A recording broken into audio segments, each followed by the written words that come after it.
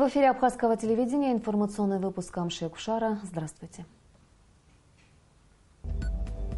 Сегодня в выпуске. Братский визит. Вице-президент Виталий Габня посетил Владикавказ и Цхинвал. Улицы разбитых фонарей в Сухуме. Вандалы испортили освещение на площади Свободы. Абхазия глазами юных художников. Завершился арт-пленэр всероссийского конкурса «Традиции». Президент Рауль Хаджимба провел встречу с представителями Единого духовного управления мусульман Абхазии. Обсуждались актуальные для мусульманской общины вопросы, аспекты социально-экономического и общественно-политического развития страны, задачи нравственного и духовного воспитания молодого поколения. Глава государства с вниманием отнесся к просьбе участников совещания о строительстве мечети в Абхазии. Он отметил, что уже дал поручение администрации города Сухум проработать вопрос о выделении участка под строительство. Представитель Единого духовного управления мусульман Роман Джугели отметил, что Абхазия является примером мирного и добрососедского сосуществования представителей различных конфессий. Участниками встречи был также поднят вопрос об инициативе ряда политических сил, связанной с проведением референдума по вопросу о досрочных выборах президента. Председатель Единого духовного управления мусульман Абхазии Салих Кварацхелия оценил данную инициативу негативно. «Мы считаем, что инициатива провести референдум направлены на раскол общества и приведет лишь к напрасной растрате его энергии и ресурсов», отметил он. По мнению Салиха Кварацхелия, есть более приемлемые способы влияния на принимаемые решения, в частности, участие в выборах в органы местного самоуправления в парламентские выборы в 2017 году. Президент обратил внимание на то, что в результате проведенной реформы системы органов местного самоуправления и управления усилены полномочия районных и городских собраний. Представители Единого духовного управления мусульман поблагодарили президента за поддержку в решении многих вопросов и заверили его, что мусульманская община Абхазии нацелена на сохранение стабильности и созидательный труд во благо страны. Вице-президент Абхазии Виталий Габня с двухдневным визитом побывал в Южной Осетии, где встретился с президентом Леонидом Тибиловым. В ходе встречи обсуждались вопросы сотрудничества между двумя республиками. О результатах рабочего визита в репортаже Асиды Малия.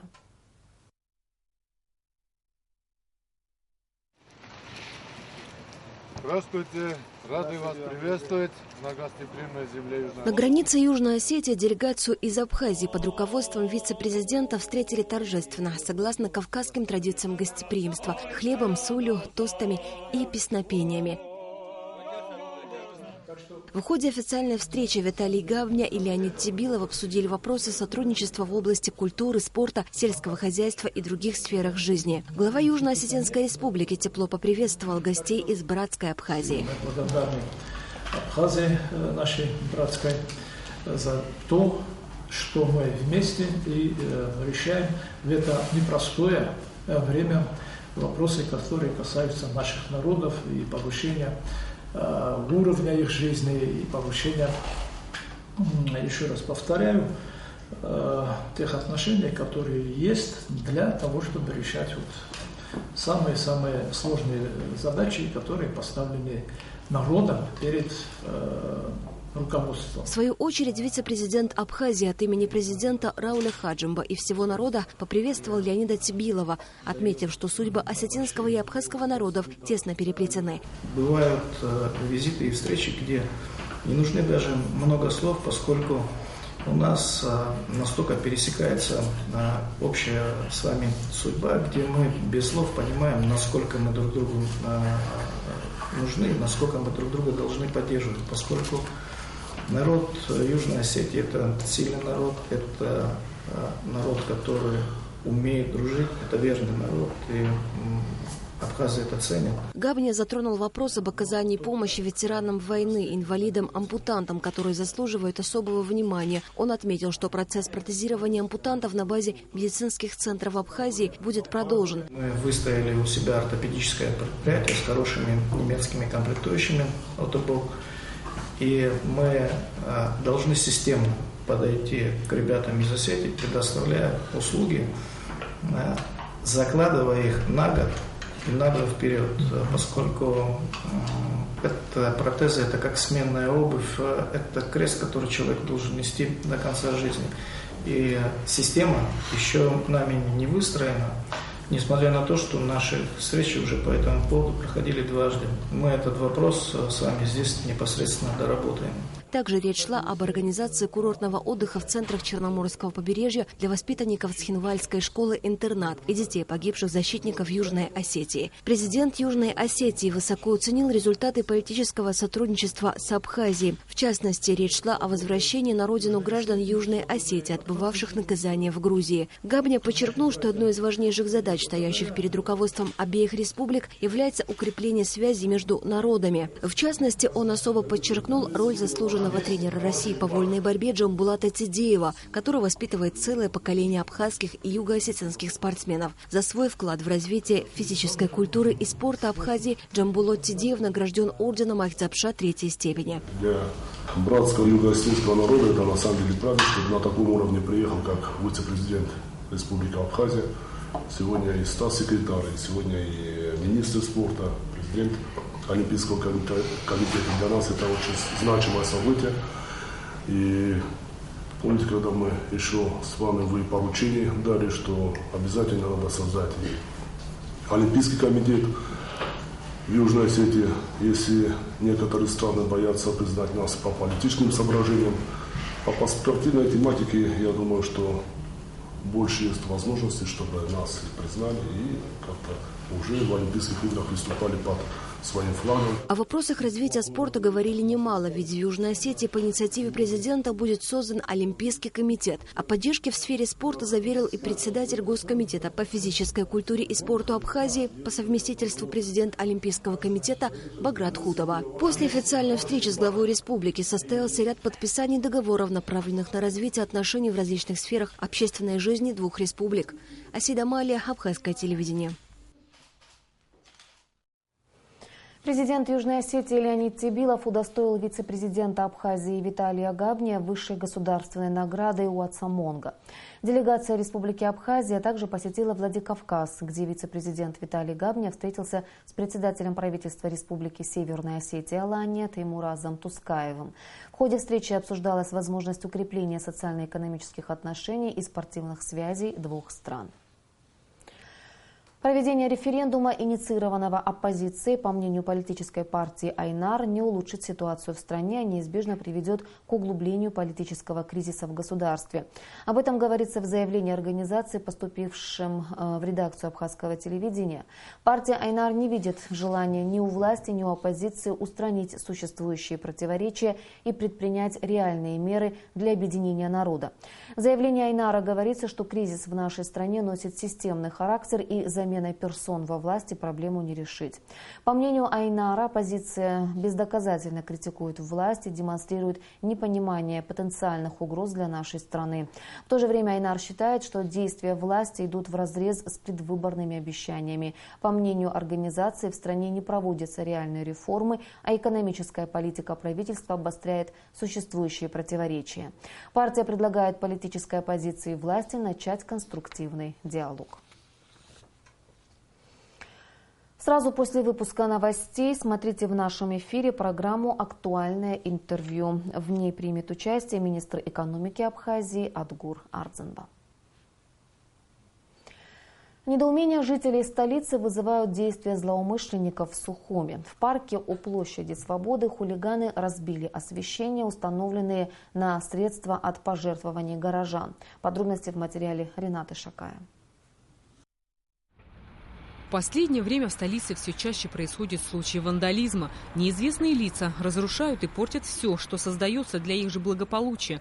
Про городскую эстетику, кажется, можно забыть. Плафоны светильников разбиты, опоры фонарей погнуты, урны искорежены, лавки сломаны. И даже общественный туалет не остается без внимания. Его просто подожгли. Очень обидно даже вот за эту ситуацию, которая произошла здесь у нас в парке Свободы, потому что, в принципе, все работы сделаны на пожертвования горожан. И это очень была красивая такая акция, так как все-таки у нас в казне не хватает средств. и на эти благоустроительные работы, поэтому торгово-промышленная палата пришла с такой инициативой взять, значит, этот парк привести в порядок за счет тех же горожан. И поэтому акция была очень правильная, хорошая, и на первые собранные деньги, видите, сделали дорожки, всем это очень горожанам понравилось, но, видимо, не всем. Может, все-таки отсутствует какое-то, я не знаю, понимание среди молодежи, я думаю, что взрослые люди этого не делают, хотя даже и не уверена иногда бываю.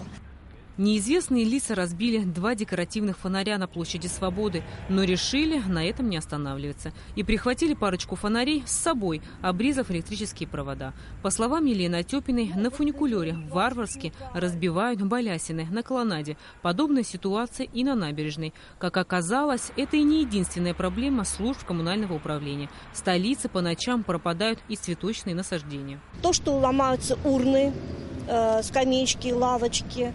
А последнее тоже, я не знаю, сердце кровью обливается. Это наша колоннада на фуникулер, первая панорамная колоннада, которую мы хотели вообще привести к сезону в порядок. То в последнее время варварски просто разбиваются балкончики. То есть все те фрагменты, которые целые, их просто уничтожают.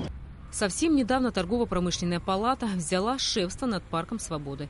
Провели субботники, вымостили плиткой парковую аллею с декоративной подсветкой. Но злоумышленники и не задумывались, по всей видимости, об истории площади Свободы, примыкающих к парковой зоне. Именно здесь 27 сентября 1993 года абхазские бойцы подняли государственный флаг страны, подтвердив тем самым факт освобождения столицы от врага. Как сообщили представители ТПП, сбор средств на облагораживание парка продолжается. В ближайшее время здесь проведут весенний субботник, уложат плиткой остальные аллеи, а также высадят цветы.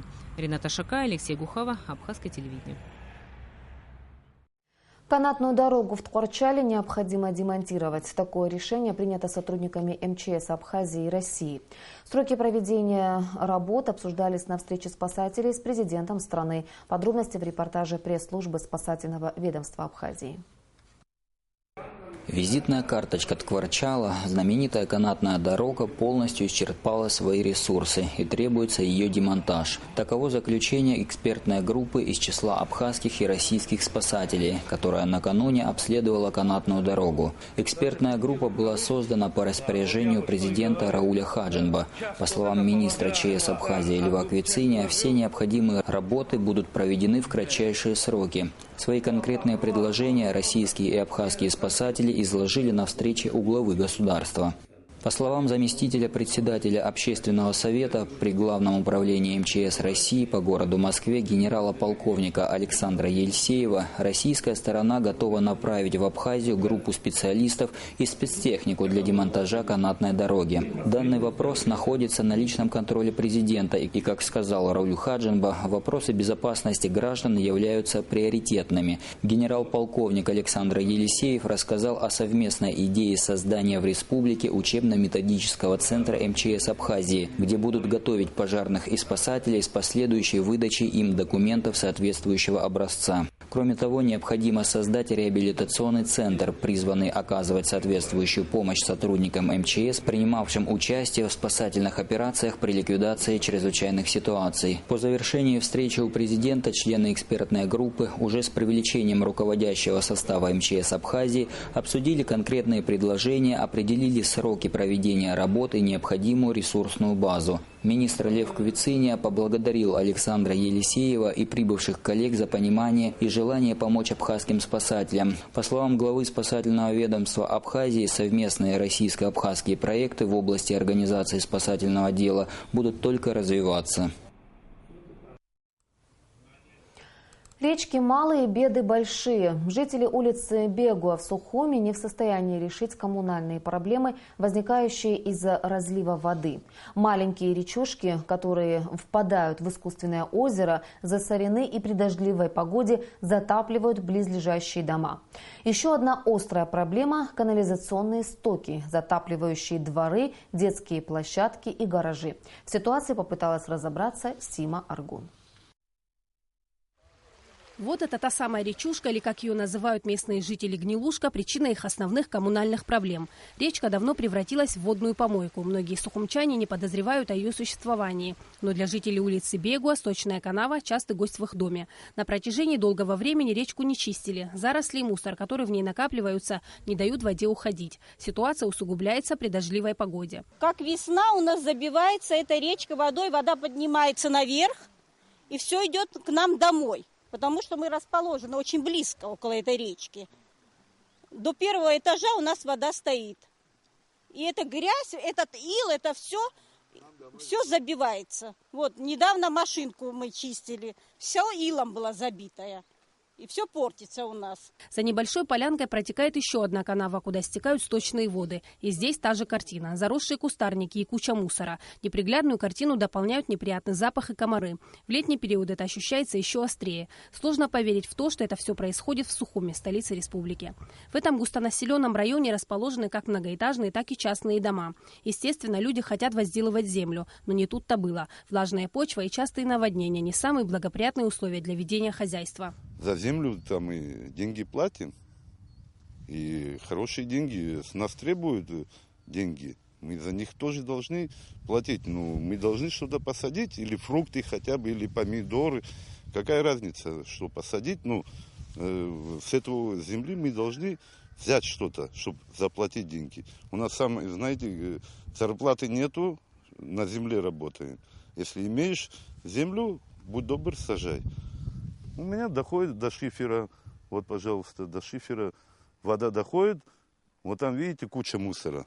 Это я все с речки после затопления все собираю и в кучу вложу. Ниже речушка и канава сливаются и впадают в искусственное озеро. Всюду болотистая жижа, но на этом коммунальные проблемы не заканчиваются. Изношенная канализационная труба не выдерживает мощность скачки насоса. Тут и там ее прорывает. Нечистотами заполнены дворы, гаражи и детские площадки. Часто затапливает и трансформатор. Работники водоканала приезжают и выкачивают сточные воды. Но это не меняет ситуацию. Такой сушки хватает ненадолго. Оттуда перед домом полностью канализация стоит. Полностью. И вот сейчас включится, вот посмотрим, что здесь происходит. А потом дальше, вон туда пойдем, дальше тоже видно будет. Ну, дети играются в канале, они же не понимают, это канализация или что. Ну, эпидемия же, это же канализация, это не чистая вода. Ну вот, куда пойдешь жаловаться, я не знаю. Местные жители не раз пытались решить проблему своими силами. Скинулись на трактор и топливо. Но этих денег оказалось недостаточно. Много раз обращались и в различные инстанции. Средств нет или скоро приедем, ждите. Фразы, которые они устали слышать. Сима Аргун, Эльдар Дамиров, Абхазское телевидение. Творческое путешествие по красивейшим местам Абхазии завершено. Итоги работы конкурса пленэра подведены на выставке лучших работ участников юных художников. 6-й всероссийский конкурс традиции по рисунку и живописи натурального рисования для специализированных учебных заведений объединил до 80 участников, студентов абхазских и российских художественных школ. Итоги самого красочного конкурса в репортаже Асиды Малия. 3 дня, 3 картины. Это результат работы каждого из участников конкурса пленэра. Юные художники, которым от 9 лет и выше, перенесли на свои полотна яркие весенние краски. Маслом и акварелью на полотнах изображены красоты Нового Афона, Сухума, Рицы. Научить владеть техникой живописи, где объекты изображаются при естественном освещении и в естественных условиях, и есть цель пленэра. Где, как ни на природе, ярко прослеживается игра света и тени, одна из основ живописи. При этом ясная погода в процессе письма красками, конечно же, предпочтительна, однако и в пасмурной есть свои особенности. На равнине одни настроения, в горах другие, у моря третьи. И, соответственно, вот это вот разнообразие у художника и создает различные ощущения мира и формирует его мировоззрение. И поэтому работы получаются у одних это лирические, у других такие звонкие, яркие, одних привлекает больше солнца. То есть необходимость общения с природой – это главный вот задаток именно художники. В том, что участники конкурса пленэра обрели новые практические знания, убежден соорганизатор конкурса, директор Дома творчества Айнар Виталий Кацба. Воспитанники Айнара, студенты художественного училища и факультета изобразительного искусства Абхазского госуниверситета в конкурсе пленэре международного характера участвуют впервые. Кстати, в этом году география участников расширилась. Наряду с учениками школы искусств Липецка в нем приняли участие и юные художники школ Воронежа и Ярославля. Мы попали на довольно-таки дождливое время, но мне кажется, что я сюда определенно вернусь и на пленэры просто поотдыхать, потому что места очень красивые и здесь все-таки есть что порисовать. То, что совместная работа юных художников на одной творческой площадке дала неплохие результаты, доказывает итоговая выставка. Она объединила 140 лучших работ. На открытии выставки министр культуры и охраны историко-культурного наследия Эльвира Арсалия поздравила организаторов и участников пленэра с успешным завершением конкурса. Я надеюсь, вы увезете отсюда не только свои работы, но и какие-то очень теплые воспоминания детские, прикасаясь к которым вам всегда будет очень уютно жить и вспоминать этот прекрасный край.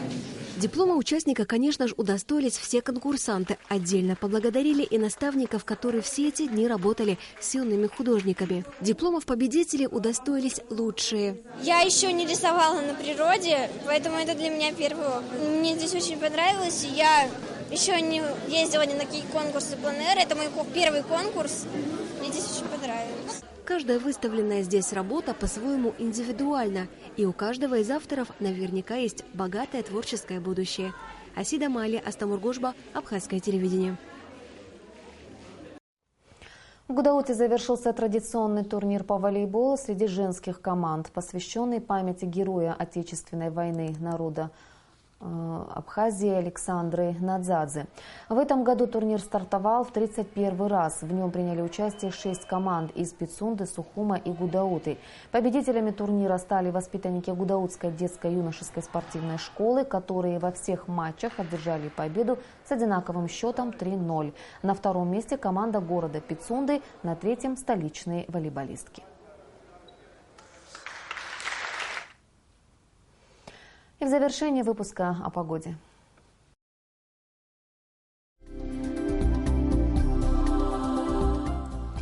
По сообщению гидрометеослужбы, в Абхазии ожидается переменная облачность без осадков. Температура воздуха ночью плюс 5-7, днем плюс 10-12 градусов.